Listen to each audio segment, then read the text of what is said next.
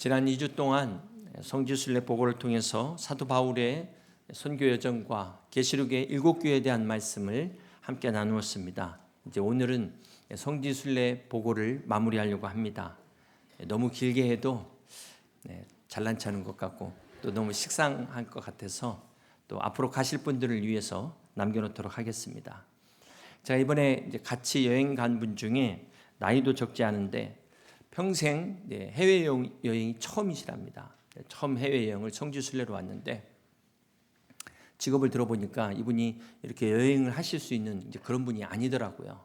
그런데 자기 평생의 버킷리스트로 이렇게 오셔가지고 그러시더라고요. 자기 인생에 다시는 이런 여행 기회는 이제 없을 거다. 이렇게 말씀을 하시더라고요. 참 그 한 번의 여행을 위해서 얼마나 준비하고 참 소중한 기회를 얻어서 참 왔는가. 이걸 보면서 우리가 이 성지순례를 잘 준비하지 않으면 이제 그 돌이에요. 그리고 나중에 이게 뭐가 뭔지 모르기 때문에 기도하고 잘 준비하셔서 은혜로운 성지순례가 될 수 있도록 우리 교회도 그렇게 프로그램을 준비해야겠다 그런 생각을 갖게 되었습니다. 그러면서 제가 성지순례 내내 한 가지 의문을 갖게 됐는데요. 사도 바울의 선교지였고 초대교회와 계시록의 7교회가 있던 이 지금의 튀르키예가 어떻게 이슬람화가 되었을까? 아마 대부분 성지순례 다녀오신 분들은 똑같은 생각을 하셨을 겁니다. 이스탄불의 하기야 소피아를 보신 분들은 그 웅장한 기독교 성당이 지금 이슬람 사원으로 변해 있어요. 참 안타까움을 금할 길이 없었습니다. 우리로 말하면 교회가 겉은 멀쩡한데 안에 절로 바뀐 겁니다. 어찌 이런 일이 일어났을까요? 제가 역사를 찾아보니까 로마 황제 콘스탄티누스 1세가 313년에 밀라노 칙령으로 기독교를 공인합니다. 기억나시죠? 세계사 시간에 배운 거 복습 한번 해보겠습니다. 330년에 지금 이스탄불을 콘스탄티노플로 개명하고 새로운 수도로 선포하게 됩니다. 이때 로마 제국이 동과 서로 분리되면서 동로마 비잔틴 제국이 탄생하게 됩니다. 그래서 동방정교회와 로마 카톨릭 이렇게 나뉘게 됩니다. 그리고 1071년에 이 셀주크 투르크가 기독교의 성지인 예루살렘을 점령하고 이 비잔틴 제국의 수도인 콘스탄티노플을 위협을 하니까 동로마 황제인 알렉시우스 1세가 소로마 교황에게 지원을 요청합니다. 군사 지원을 요청합니다. 이것이 바로 예루살렘을 탈환하기 위한 십자군 전쟁의 시작이 됩니다. 그런데 역설적이게도 같은 기독교인들 사이의 이 갈등과 내분으로 인해서 결국은 이 동로마 비잔틴 제국이 몰락을 하게 됩니다. 그래서 1453년 오스만 제국의 메흐메트 2세가 콘스탄티노플을 점령하고 동로마 비잔틴 제국을 멸망시키고 600년간을 다스리면서 그 지역이 완전히 이슬람화가 되어버렸습니다. 그래서 지금 튀르키예는 99%가 이슬람이에요. 다 무슬림입니다. 이런 역사적 배경을 가지고 있습니다. 계시록에 기록된 소아시아의 7교회가 있는 이 튀르키예가 어떻게 이슬람에게 넘어갔을까? 아이러니하게도 기독교인들의 분열과 혼란 속에서 오스만 제국에게 어부지리로 넘어가 버렸다. 이 역사의 아이러니라는 것입니다. 그렇다면 왜 같은 기독교인들끼리 서로 싸웠을까요? 보니까 세 가지 이유가 있는데 간단하게 말씀드리면 첫 번째는 이 종교적 차이 때문에 이 서로가 불신하기 시작한 겁니다. 로마 제국이 동서로 분리된 배경이 로마 카톨릭 교회와 동방 정교회가 교리적 차이로 서로 나뉘게 됩니다. 동방 정교회는 가보시면 아시겠지만 교회가 막 성화로 화려해요. 안에 그런 동상으로 가득 차 있습니다. 이 당시에는 문맹률이 높기 때문에 성경을 구하기도 어렵고 있어도 읽기가 어렵기 때문에 성화를 통해서 신앙을 교육시켰고 또 이것이 예배의 중요한 요소로 자리를 잡았습니다. 그런데 반면에 로마 카톨릭에서는 이 성화나 눈에 보이는 동상은 이 우상화가 될 수가 있다. 그래서 이것을 반대하게 되죠. 이렇게 교리적 차이가 서로를 완전히 불신하게 만들어버렸습니다. 이런 상황에서 셀주크 투르크의 공격으로 이 비잔틴 황제 알렉시우스 1세가 교황 우르바노 2세에게 도움을 요청할 때 이 교황이 때는 이때다. 그래서 이 동로마 비잔틴을 자기 손 아래 두려는 정치적 야망을 드러내게 됩니다. 자, 여기에 경제적 이해까지 얽히는데요. 경제적 이해 관계까지 얽히게 되는데, 이 당시 지중해 무역의 주도권을 놓고 이탈리아의 도시국가인 이 베네치아나 제네바 같은 이 사람들이 동로마 제국을 그냥 먹기 위해서 십자군을 이용하게 됩니다. 이것이 1204년 4차 십자군 전쟁이 일어났을 때 같은 편인 지금의 이스탄불, 콘스탄티노플을 공략하게 되죠. 그래서 약탈하게 됩니다. 이 과정에서 지금의 하기야 소피아 성당을 포함한 도시의 보물들, 이거를 무차별적으로 약탈한 거예요. 지금도 그 도굴의 흔적이 남아 있습니다. 이렇게 같은 편끼리 싸운 이 사건으로 동로마 비잔틴 제국이 급격하게 몰락했을 때 바로 1453년 오스만 제국이 함락시켜 버립니다. 여러분, 이 튀르키예 역사가 주는 교훈이 뭘까요? 분열과 불신은 모두가 망하는 길이라는 것입니다. 우리가 서로 싸우면 교회도 나라도 빼앗길 수밖에 없다. 이 어부지리의 역사를 잊지 말아야 될 것입니다. 사랑하는 성도 여러분, 오늘 교회 안에는 보수도 있고 진보도 있습니다. 여러분 한번 생각해 보세요. 여러분 언제부터 보수 되셨습니까? 여러분 언제부터 진보 되셨습니까? 중요한 것은 우리가 보수냐 진보냐 그 이전에 우리는 하나님의 자녀요, 같은 크리스찬이요, 성도라는 사실을 잊지 마시기를 바랍니다. 성도는 하나님의 말씀에 우선순위를 두는 사람이에요. 성도는 하나님의 말씀에 순종하고 승복하는 사람이 성도입니다. 그런데 오늘 문제는 교회 안에서 자신의 정치적 신념을 주장하는 사람들, 하나님 말씀보다도 이 신념을 그 위에 둔 사람들이 있어요. 이건 절대로 신앙이 아니라는 것 명심하시기 바랍니다. 이 십자군 전쟁이 본래의 목적을 잃어버린 것이 이 정치적 야망을 갖고 경제적 욕심을 가진 사람들 때문에 같은 편끼리 싸워가지고 서로 망한 것 아닙니까? 오늘 우리도 적이 누군가를 분명히 제대로 분간해야지, 서로 분열돼갖고 싸우면 어부지리로 엉뚱한 자에게 교회도 뺏기고 나라도 뺏길 수 있다는 사실을 잊지 마시기를 바랍니다. 그러므로 에베소서 4장 3절은 평안에 매는 줄로 성령이 하나 되게 하신 것을 힘써 지키라 말씀하신 것처럼 오늘 그리스도 안에서 이 하나됨을 끝까지 지킬 수 있는 저와 여러분 다 되시기를 주님의 이름으로 축복합니다. 이렇게 초대교회와 계시록의 7교회가 무너진 역사적 배경을 살펴봤습니다. 그렇다면 더 중요한 결정적 이유가 있겠죠. 하나님의 관점에서 영적인 근본적인 이유는 무엇일까요? 계시록 2장 5절입니다. 그러므로 어디서 떨어졌는지를 생각하고 회개하여 처음 행위를 가지라. 만일 그리하지 아니하고 회개하지 아니하면 내가 내게 가서 내 촛대를 그 자리에서 옮기리라. 성지순례의 모습을 보면서 촛대가 옮겨진 게 바로 이거구나. 실제로 촛대가 옮겨진 모습의 실상을 보았습니다. 초대교회, 우리가 눈으로 보지는 않았지만 성경을 통해서 기록된 이 성령의 놀라운 역사의 현장이 지금은 사람은 온데간데 없고 터만 남았습니다. 유적만 남아있어요. 지금 보시면 두아디라 기념교회인데요, 주변에 아파트가 저렇게 있는데도 불구하고 가운데 교회는 저렇게 덩그러니 돌 문헌만 남아있습니다. 과거의 영광을 추억할 수 있는, 저게 바로 촛대가 옮겨진 모습입니다. 사랑하는 성도 여러분, 오늘 우리도 깨어있지 않으면 촛대가 옮겨질 수 있음을 기억해야 될 것입니다. 그러므로 두렵고 떨리는 마음으로 성령의 촛대가 옮겨지지 않기 위해서 우리가 어떻게 해야 될지 오늘 말씀을 통해서 함께 은혜를 나누기를 원합니다. 오늘 히브리서 12장은 우리 신앙의 여정을 육상경주에 비유하고 있습니다. 이 히브리서 12장은 앞에 믿음의 11장, 믿음의 선진들을 본받아 믿음의 경주를 어떻게 해야 되는가를 우리에게 말씀하고 있습니다. 우리 다시 한번 12장 1절을 보십니다. 이러므로 우리에게 구름같이 둘러싼 허다한 증인들이 있으니. 여기 구름같이 둘러싼 허다한 증인들이 누구를 말하는 걸까요? 바로 앞에 11장에서 나오는 그 믿음의 전당들에 소개된 수많은 믿음의 영웅들을 이야기하는 것입니다.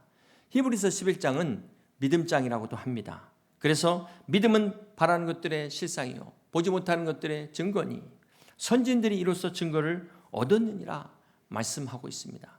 믿음의 사람은 이 땅에서 소원을 성취하는 사람이 아니라 이 땅에서 믿음으로 승리한 사람이라고 말씀하고 있습니다. 그러면서 믿음의 영웅들을 소개하면서 히브리서 11장 마지막에 보면 이렇게 이야기하고 있습니다. 또 어떤 이들은 조롱과 채찍질 뿐 아니라 결박과 옥에 갇히는 시련도 받았으며 돌로 치는 것과 톱으로 켜는 것과 시험과 칼로 죽임을 당하고 양과 염소의 가죽을 입고 유리하여 궁핍과 환난과 확대를 받았으니 이런 사람은 세상이 감당하지 못하느니라. 그들이 광야와 산과 동굴과 토굴에 유리하였느니라. 여기 광야와 산과 동굴과 토굴에 유리한 성도들의 삶을 튀르키예 카파도키아에 가면 데린쿠유라는 지하 도시에서 볼 수가 있습니다. 사진을 보시면 이 괴레메라는 지역이 초기 기독교인들이 핍박을 피해서 이곳에서 생활을 했습니다. 데린쿠유, 터키어로 깊은 우물이라는 뜻인데요. 이곳에 최소 150개에서 최대 200개의 지하 도시가 존재합니다. 제가 저렇게 인증샷을 보여드리는 이유는 자랑하는 게 아니고요. 제가 저 자리에 있었다는 것을 증명하는 겁니다. 여러분 중요한 것은 지금 여러분이 이 자리에 있다는 사실이 중요한 겁니다. 중요한 것은 우리 안에 예수 그리스도가 계신다는 것입니다. 아멘. 여러분 믿음은 있는 것 같고 없는 것 같고 아닌 것 같고 이렇게 애매하지 않습니다. 오늘 여러분 안에 이런 확실한 증거, 믿음의 실상이 여러분 안에 있으시기를 주님의 이름으로 축복합니다. 다음 사진에 보시면은 그 지도인데요. 저렇게 개미굴처럼 땅굴 지도입니다.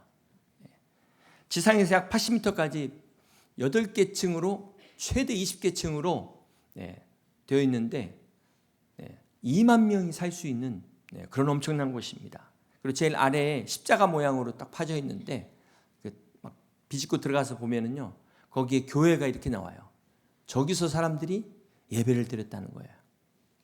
저기서 신앙을 지키기 위해서 예배를 드린 겁니다. 오직 믿음 하나 때문에 박해를 받고 평생 지하에서 산 저 현장을 보면서 정말 숙연하지 않을 수가 없었습니다. 우리가 오늘 하나님 믿으면서 이렇게 우리는 복받고 누리는데 과연 우리가 하나님 앞에 섰을 때 부끄러움 당하지 않으려면 어떻게 해야 될 것인가? 사랑하는 성도 여러분, 히브리서 11장 39절은 이 사람들은 다 믿음으로 말미암아 증거를 받았으나 약속된 것을 받지 못하였으니 이는 하나님이 우리를 위하여 더 좋은 것을 예비하였은즉 우리가 아니면 그들로 온전함을 이루지 못하게 하려 하심이라. 이게 무슨 말일까요? 하나님께서 믿음을 위하여 수고하고 순종하고 헌신한 자들을 위하여 더 좋은 것을 예비하셨다. 이렇게 약속하시면서 오늘 우리가 이 하나님의 약속을 이루어가고 있다는 것입니다.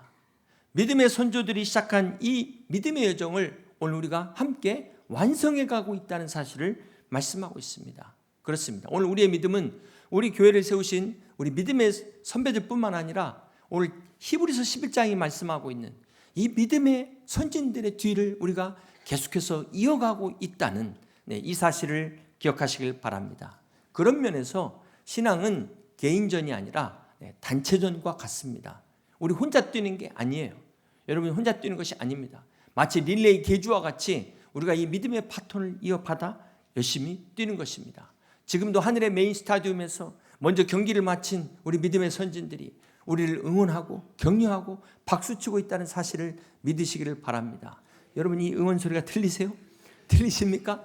무엇보다도 주님이 우리를 응원하고 계세요. 하나님 보좌 우편에서 우리를 위하여 응원하시고 성령님께서 말로 다 할 수 없는 탄식으로 우리를 위하여 기도하고 계심을 믿으시길 바랍니다. 그러므로 다시금 일어나 이 믿음의 경주를 힘차게 달려갈 수 있는 새롭게 시작할 수 있는 여러분 되시기를 주님의 이름으로 축복합니다. 오늘 본문에는 우리가 이 믿음의 경기를 성공적으로 완주하기 위한 세 가지 조건을 말씀합니다. 첫 번째는 다시 한번 히브리서 12장 1절인데요. 이러므로 우리에게 구름같이 둘러싼 허다한 증인들이 있으니 모든 무거운 것과 얽매이기 쉬운 죄를 벗어버리고 그렇습니다. 달리기를 하는 사람들이 무거운 짐을 지고 달릴 수 없는 것처럼 믿음의 경주도 이 불필요한 것들, 무거운 것들 다 내려놓으셔야 됩니다. 어제 장신리 드림센터에서 우리 교육부서 세미나를 마치고 이제 오는데요. 보니까 여의도에서 마라톤 대회를 하더라고요. 그래서 제가 이렇게 유심히 봤어요. 그 양복 입고 뛰는 사람이 없더라고요. 구두 신고 뛰는 사람이 한 명도 없었습니다. 전부 다 옷을 가볍게, 아주 가볍게 그렇게 입고 달리는 것을 볼 수 있었습니다. 오늘 우리 신앙생활도 마찬가지예요. 우리가 이 영적인 마라톤을 하는 데 있어서 우리가 이 무거운 짐은 무엇을 말할까요? 우리가 이것을 방해하는 짐은 바로 근심의 짐이에요. 지금도 걱정과 염려의 짐을 지금도 지고 있잖아요. 지금도 자기가 머리다 지고 있는 거예요. 우리가 연약한 인간인지라 이 무거운 짐을 지고는 우리는 달릴 수가 없습니다. 넘어질 수밖에 없습니다. 그래서 베드로전서 5장 7절에 너희 염려를 다 주께 맡기라. 이는 그가 너희를 돌보심이라고 말씀하고 있지 않습니까? 이 시간 여러분의 모든 무거운 짐을 주님께 맡기시기를 바랍니다. 우리가 벗어버려야 될 무거운 짐에는 성령님을 슬프시게 하는 이 죄뿐만 아니라 이 나쁜 습관도 포함되어 있습니다. 특별히 게으름 같은 믿음을 방해하는 이 장애물을 제거해야 됩니다. 사랑하는 성도 여러분, 우리가 믿음 못지않게 중요한 게 믿음의 환경입니다. 여러분 예배 때 은혜를 받으시고 또 특별히 부흥회 때 은혜를 받으시는데 이게 며칠 갈까요? 이게 왜 지속되지 못할까요? 바로 믿음의 환경에 문제가 있으면 우리가 이 믿음을 지키기가 어렵습니다. 아무리 내가 잘 믿으려고 하는데 친구가 전부 세상 친구고 술 친구인데 어떻게 신앙생활을 제대로 할 수 있겠습니까? 장작이 어렵게 붙은 불을 이어갈 나무가 없어요. 땔감이 없습니다. 오늘 하나님 나에게 은혜를 주시옵소서. 우리가 기도하면서 은혜를 받아야겠지만 이 은혜를 지켜갈 수 있는, 유지할 수 있는 믿음의 환경이 중요하다는 것입니다. 사랑하는 성도 여러분, 우리가 기억해야 될 것은 믿음은 은혜입니다. 하나님의 선물입니다. 그러나 이 하나님의 선물인 이 은혜를 지키기 위한 우리의 책임, 우리의 노력, 이게 필요한 거예요. 또한 얽매이기 쉬운 죄라는 것은 이게 꼭 나쁜 죄뿐만 아니라 하나님께 가까이 나아가는 것을 방해한다면 내가 아무리 사랑하는, 아무리 좋은 것도 죄가 될 수 있다는 사실을 잊지 말아야 될 것입니다. 그러지 않아도 힘든데 교회 와가지고 왜 자꾸 죄 얘기를 하냐? 여러분, 우리가 이 죄책감과 죄의식을 구분하셔야 돼요.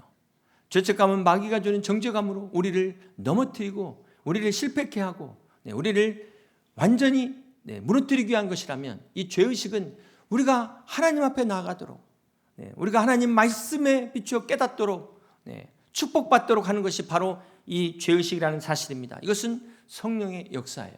그러므로 우리가 이 죄를 깨닫고 과감하게 이 죄를 내려놓고 버리고 하나님 앞에 회개하며 나갈 때 하나님이 주시는 이 은혜와 축복을 누리는 여러분 다 되시기를 주님의 이름으로 축복합니다. 이사야서 53장 6절에 우리는 다 양 같아서 그릇 행하여 각기 제 길로 갔거늘 여호와께서는 우리 모두의 죄악을 그에게 담당시키셨도다. 그렇습니다. 예수님의 십자가는 우리의 모든 죄를 다 담당하셨습니다. 그러므로 우리가 연약하여 넘어질 때마다 다시 일어서시도록 힘주시는 분이 우리 예수님이요 예수님의 십자가의 능력인 것을 믿으시길 바랍니다. 그래서 오늘도 이 예수님의 십자가 붙들고 이 믿음의 경주, 어떤 경주? 회개의 경주를 열심히 끝까지 다시금 달려갈 수 있는 여러분 되시길 주님의 이름으로 축복합니다. 두 번째 경주를 성공적으로 완주하기 위한 조건은 계속해서 1절입니다. 이러므로 우리에게 구름같이 둘러싼 허다한 증인들이 있으니 모든 무거운 것과 얽매이기 쉬운 죄를 벗어버리고 인내로서 우리 앞에 당한 경주를 하며.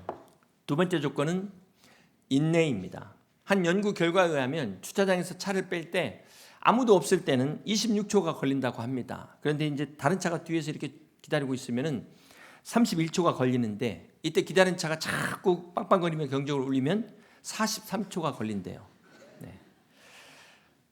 요즘 우리 교회 뒤쪽에 인도를 만들었는데 그러지 않아도 이 도로가 좁아지는데 거기다 또 차를 주차하니까 지금 더 복잡해졌어요. 아마 이 산부 때 주차가 난리일 겁니다. 난리. 우리 주차위원으로 수고하시는 분들께 다시 한번 감사드리고 그분들 수고하시는 거 생각해서 잘 따라주시길 바랍니다.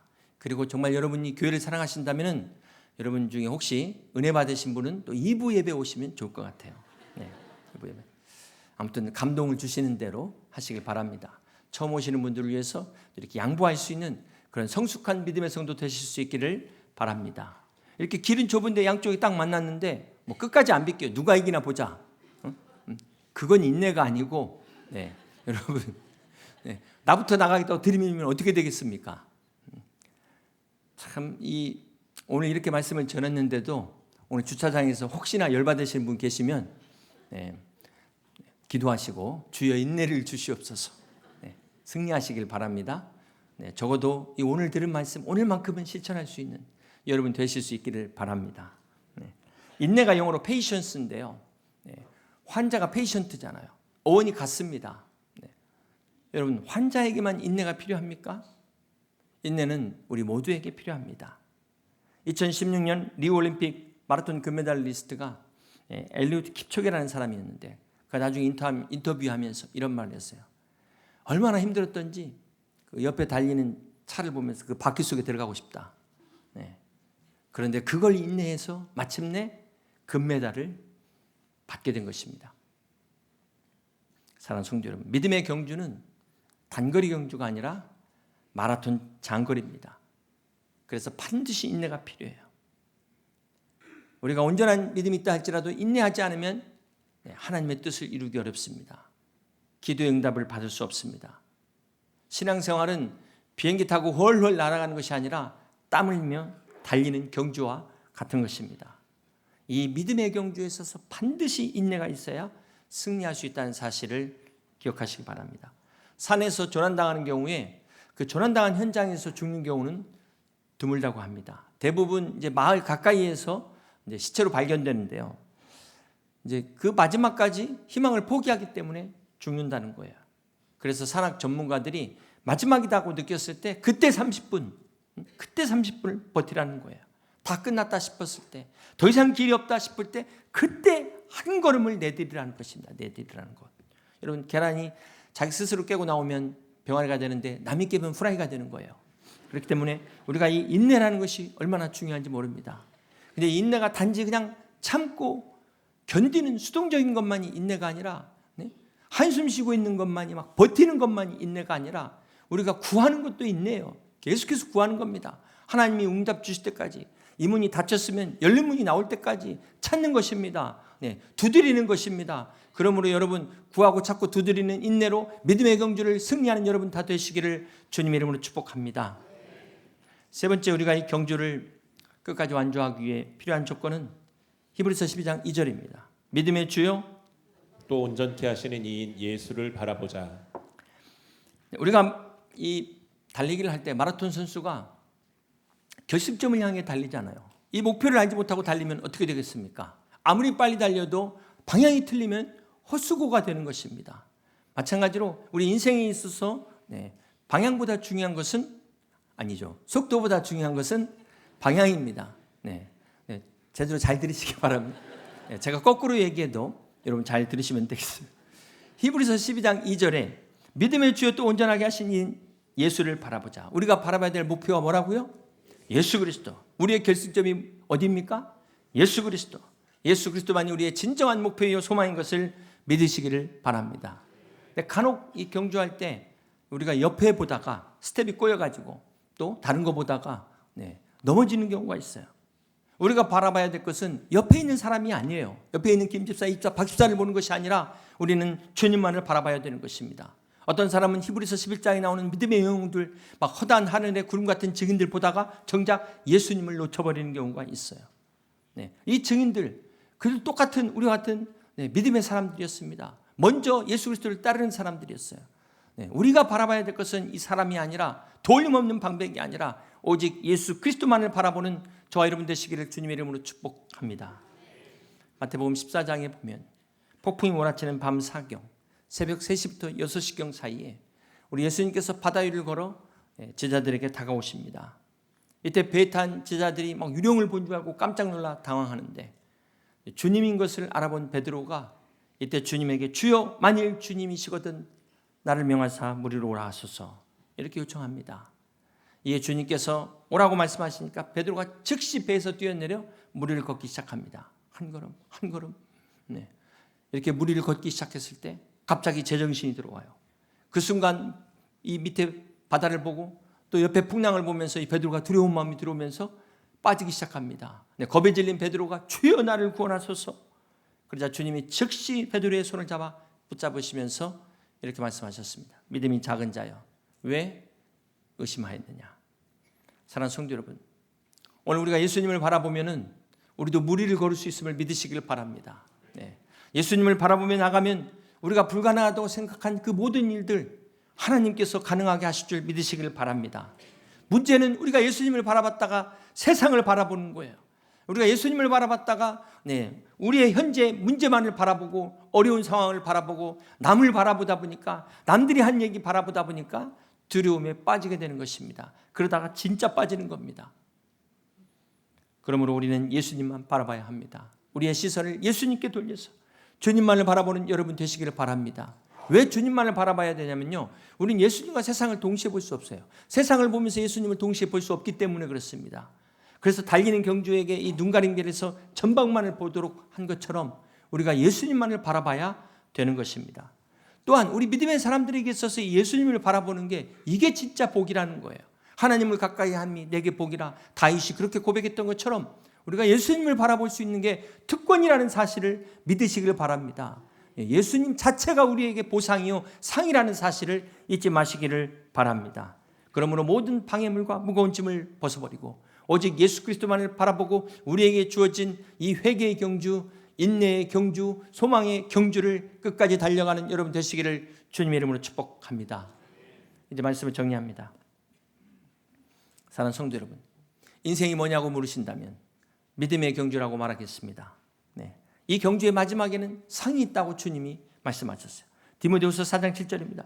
나는 선한 싸움을 싸우고 나의 달려갈 길을 마치고 믿음을 지켰으니 이제 후로는 나를 위하여 의의 면류관이 예비되었으므로 주 곧 의로우신 재판장이 그날에 내게 주실 것이며 내게만 아니라 주의 나타나심을 사모하는 모든 자에게도니라. 그렇습니다. 이 믿음의 면류관을 사도 바울뿐만 아니라 오늘 믿음의 경주를 달리고 있는 우리 모두에게 하나님께서 약속해 주셨습니다. 야고보서 1장 12절 시험을 찾는 자는 복이 있나니 이는 시련을 견뎌낸 자가 주께서 자기를 사랑하는 자들에게 약속하신 생명의 면류관을 얻을 것이기 때문이라. 하나님께서 저와 여러분을 위하여 예비하신 이 생명의 면류관을 바라보며 믿음의 경주를 달려가는 여러분 되시기를 주님의 이름으로 축복합니다. 사랑하는 성도 여러분, 믿음은 하나님이 주시는 은혜입니다. 선물입니다. 중요한 것은 우리가 이 하나님의 선물에 어떻게 반응하느냐, 이 은혜에 반응하여 우리의 선택과 행동, 즉 책임으로 열매 맺는 것이 바로 믿음이라는 것입니다. 믿음의 여정이라는 것은 이미와 아직 사이에 존재하고 있습니다. 이미 우리가 이루어진 이 구원을 가지고 아직 완성되지 않은 이 거룩함을 향하여 달려가는 경주가 믿음이라는 것입니다. 그러므로 주님만을 바라보며 하늘의 면류관을 바라보며 달리는 이 믿음의 마라톤에서 회개와 인내와 소망의 경주를 끝까지 완주하셔서 마지막 그 천국의 올림픽 믿음의 면류관을 받는 그날 주님 앞에서 칭찬받고 이 약속의 구원과 생명의 면류관을 받는 우리 여의도 침례교회 모든 성도들 다 되시기를 주님의 이름으로 간절히 축원합니다. 함께 같이 찬양하실 때 내 평생 살아온 길 뒤돌아보니 짧은 내 인생길 오직 주의 은혜라 같이 찬양하겠습니다.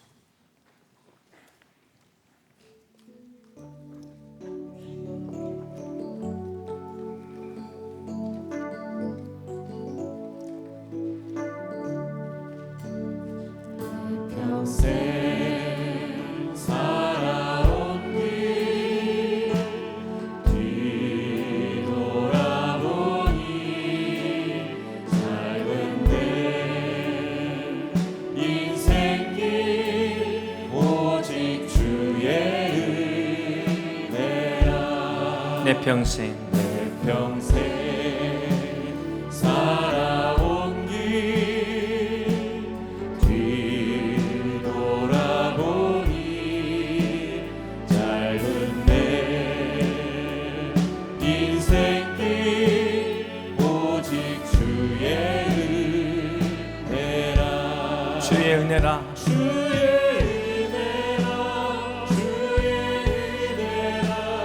내 평생 살아온 길 주의 은혜라. 주의 은혜라. 다함이 없는 사랑. 달려갈 길 달려갈 길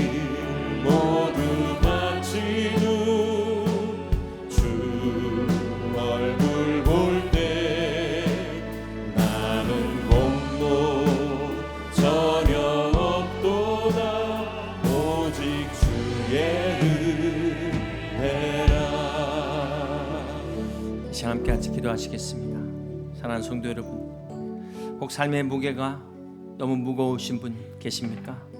끝까지 포기하지 마시고 다시금 우리 주님을 바라보시길 바랍니다. 우리가 비록 부족하고 연약할지라도 주님이 함께 하시면 넉넉히 이길 수 있습니다. 주님이 함께 하시면 이미 승리한 줄 믿습니다. 오늘 믿음의 주여 또 온전케 하신 예수님을 바라보며 이 회개의 경주, 인내의 경주, 소망의 경주를 완주할 수 있도록 함께 같이 기도하시겠습니다.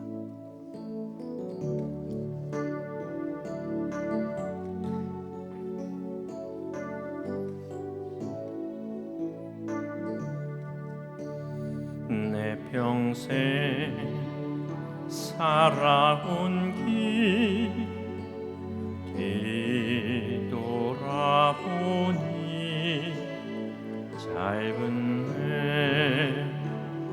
인생길 오직 주의 은혜라 주의 은혜라 주의 은혜라 내 평생 살아온 길 주의 은혜라 주의 은혜라 감이 없는 사랑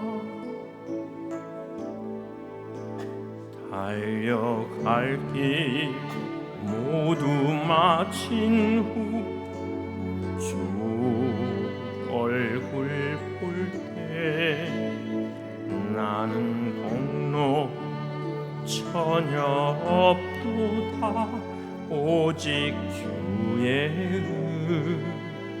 은혜라. 다 같이 일어나서 내 평생 살아온 길 뒤돌아보니 짧은 내 인생 길 오직 주의 은혜라 내 평생 살아온 길 뒤돌아보니 짧은 내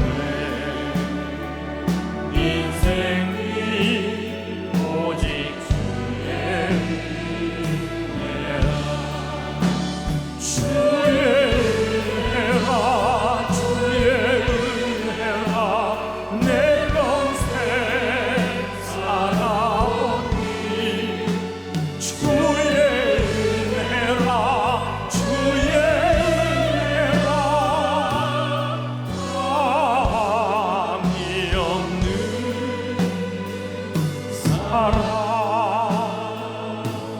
달려갈 길 모두 마치는 주 얼굴 볼 때 나는 돈도 전혀 없도다 오직 주의 은혜라 주의 은혜라 주의 은혜라 내 평생 살아온 길 주의 은혜라 주의 은혜라